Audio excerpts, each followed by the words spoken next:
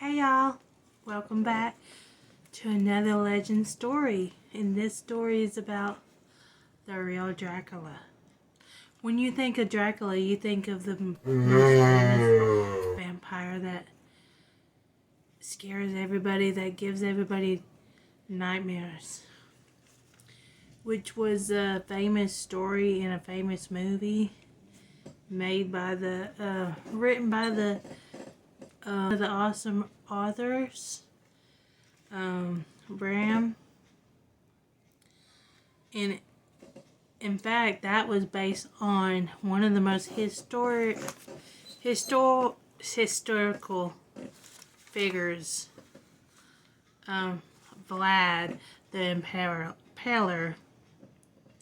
And he goes back a very far back, this history.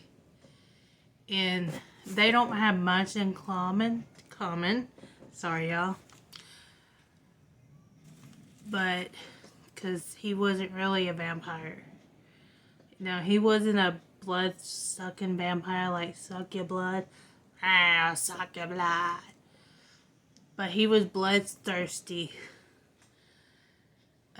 In the other way of a murderer. So, let's go back. Let's go back in time to the beginning when his father was the king in 1436. Vlad, father was the king and for a while, and then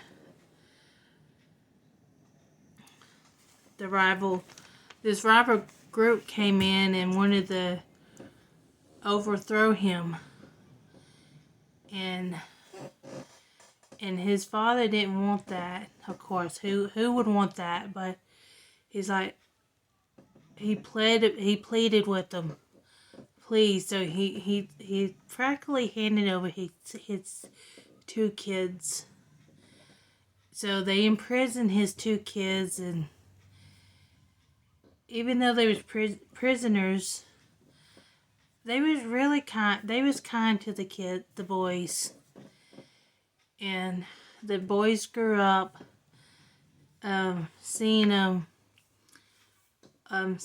way they torture people, and they did give them the education. His Vlad brother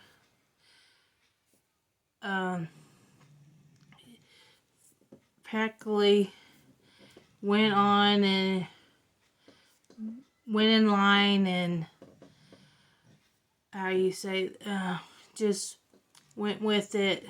I guess he forgave him or whatever, because he went into his studies and became a soldier. But Vlad, I hope I'm saying it right, sorry, but he never forgave him. Nope, he didn't. And who knows what was in that mind of his. But he really enjoys watching them, studying them, and how they did things. Because he would use that. He studied the way they torture people and stuff, because he knew he would use it in life. Vlad Sr., his father, went on to finally get his throne back. But that didn't last long, because they overthrown him again, and this time, sadly, him and one of Vlad's older brother that helped him take the throne back. They took him out. Yep, they killed him. I'm trying not to say. Trying to keep it with YouTube. I don't want to be taking this video taken down, but so it didn't say how many brothers he's had, but he must have had a few, because they went to the next person in line was the older brother, but he was a monk, so he didn't want the throne. So next in line was Vlad. He was 16, and the people who casted him was really on his side. They thought this boy would do good on the throne, so they was gonna help him, which was the Turkish. Sorry if I just horrify that name, but the Turkish. So Vlad, this story's huge, by the way. There's so much. This video would be super long if I got into the whole story, so I'm trying to shorten down some of the story. So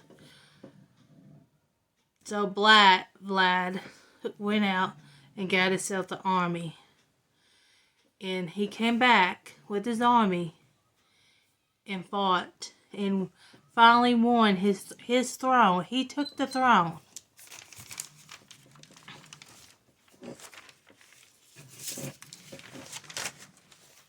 And this is well, them days of watching his captors come in handy. Vlad took the throne, and you thought that would be enough to take back his father's kingdom. No, it wasn't. No. It wasn't enough. He'd been planning for a long time his revenge. So he told his spies to go out and find any noblemen who had anything to do with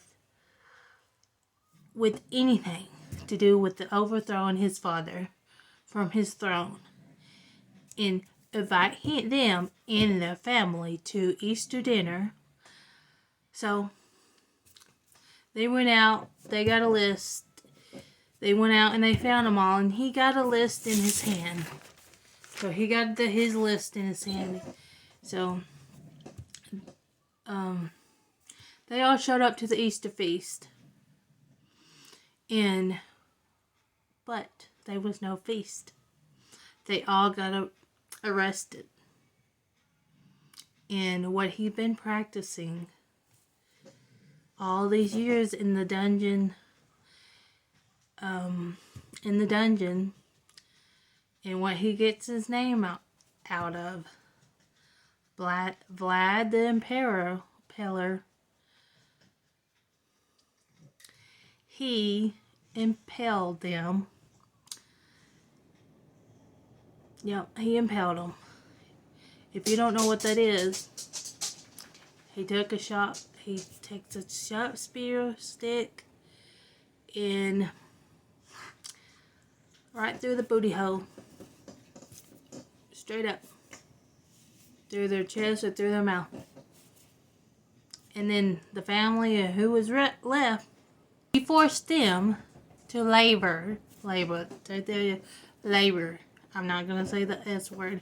He forced them to labor and rebuild his castle.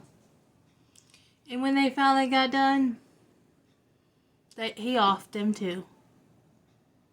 So, nobody won. Yep, his revenge was played out. He killed he killed everybody that was involved in throwing his father's off the throne.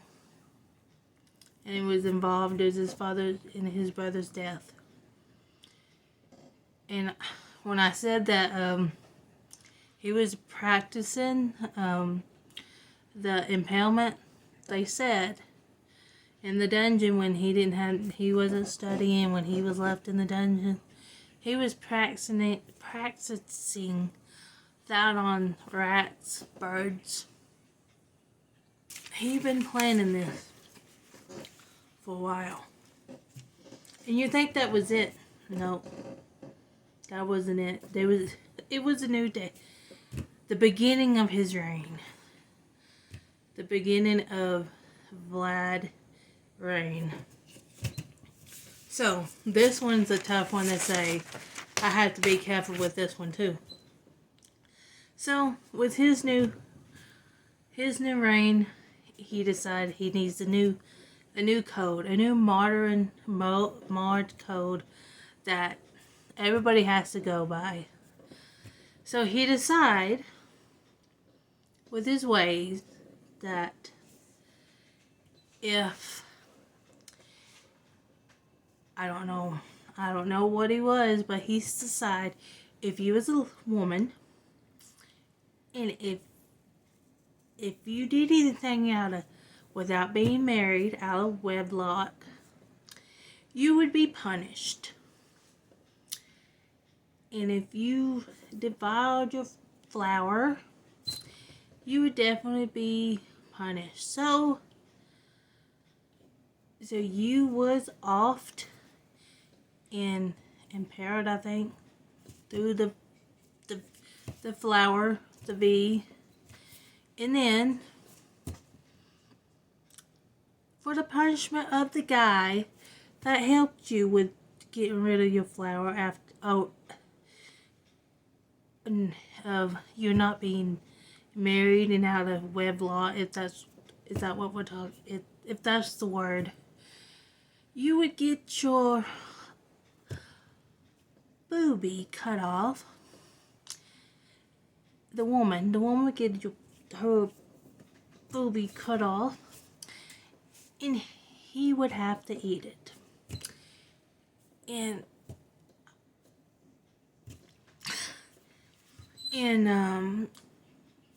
I don't know what happened to him after that.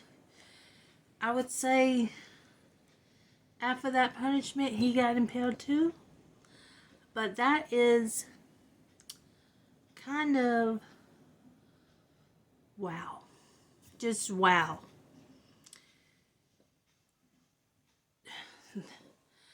I don't know what to say with that punishment.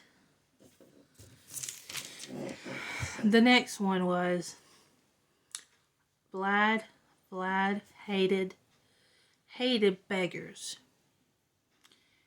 He didn't like none, any kind of beggars. Anybody that was poor or anything like that. So he thought, I got it. He'll throw a feast for them. You know, with this going, he already had a plan a feast for somebody, and that didn't end well. So he planned a feast for the beggars, and they came in all happy. And after the feast, they was all full, and they didn't get to leave. He barricaded the doors, and he set the whole hall on fire. And like he said, he rid the world of the scandal of property or something like that, which to me is awful. All these are awful. He had a twisted mind.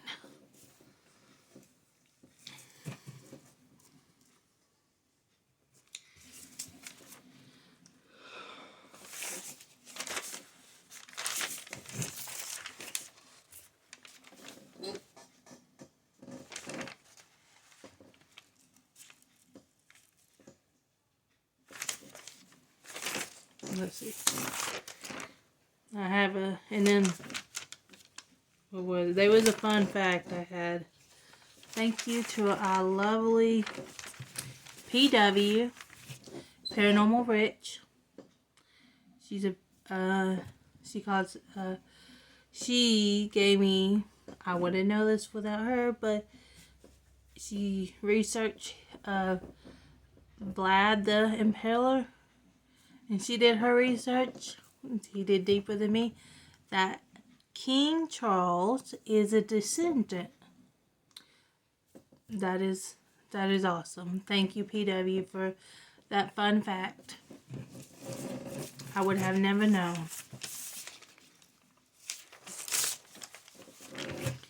So this story would have been long. There's a lot of documenting, and I watched them, and the story just went on, because there's a lot of wars, there's a lot of being dethroned, being back on the throne. It just went on and went on, and I just thought I'd jump in and tell you a little about his backstory. First, the reason why he needed to know, the reason for his revenge was because his father got dethroned, and then why and all of the twisted things he did.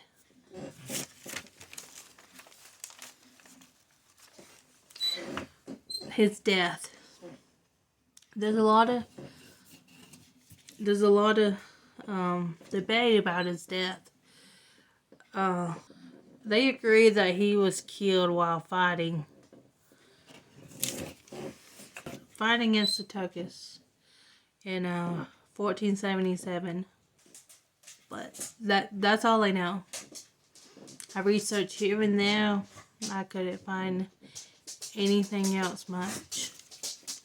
But they do know he got beheaded, and they sent his head back to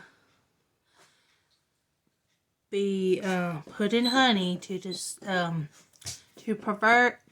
keep it for a long time, preserve it. That's the word. So they could prove, and everybody would know he was dead. His bloodthirst was crazy, because here's his count. I found 20,000 impalements, 50,000 beheadings, 10,000 burning of the stakes, 10 Turkish who he nailed this. I read this. He put nails through some Turkish heads. 10 of them. At least one bored alive. And then cannibalness. I looked into that, and I couldn't. I kept reading that Camelist on this list, and I could not find it. But that kept popping up on all these lists I found. But I could not find where he ate anybody, he drank anybody's blood. All it said, he had a bloodlust of murdering often people. Made the movie Dracula because of his bloodlust and stuff.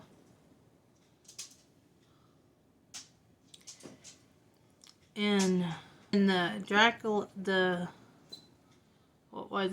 castle they said he stayed in, he ran off. He was in it for a while, but he didn't live in the same castle as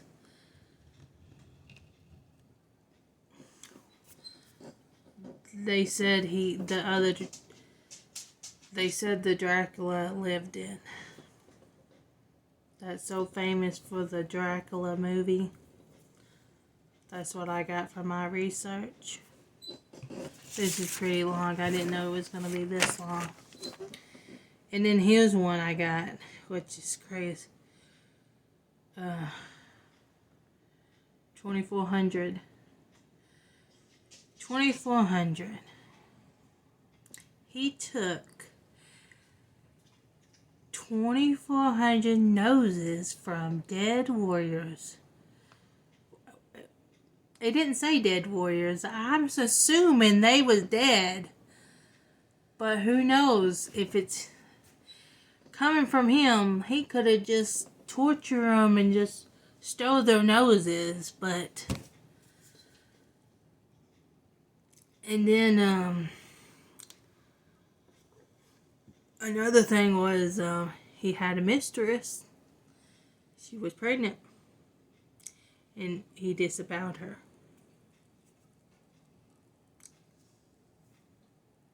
Yeah. This guy was twisted.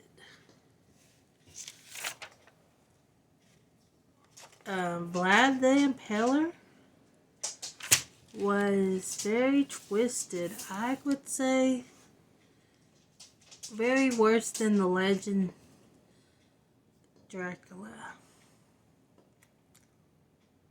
The real legend of Dracula, way worse. And his people praise him and think, to this day, thinks he's a hero in their eyes. On our side, I don't see it, but that's what they see.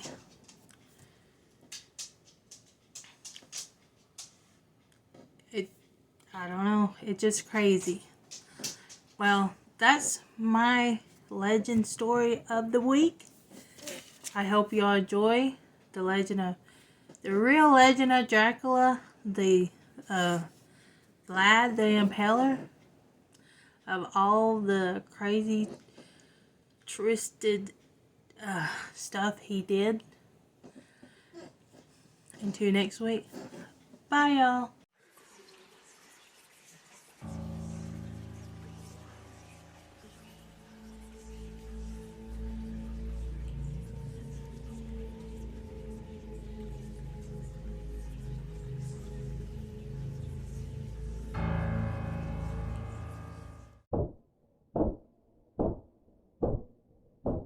You're watching Myers Paranormal.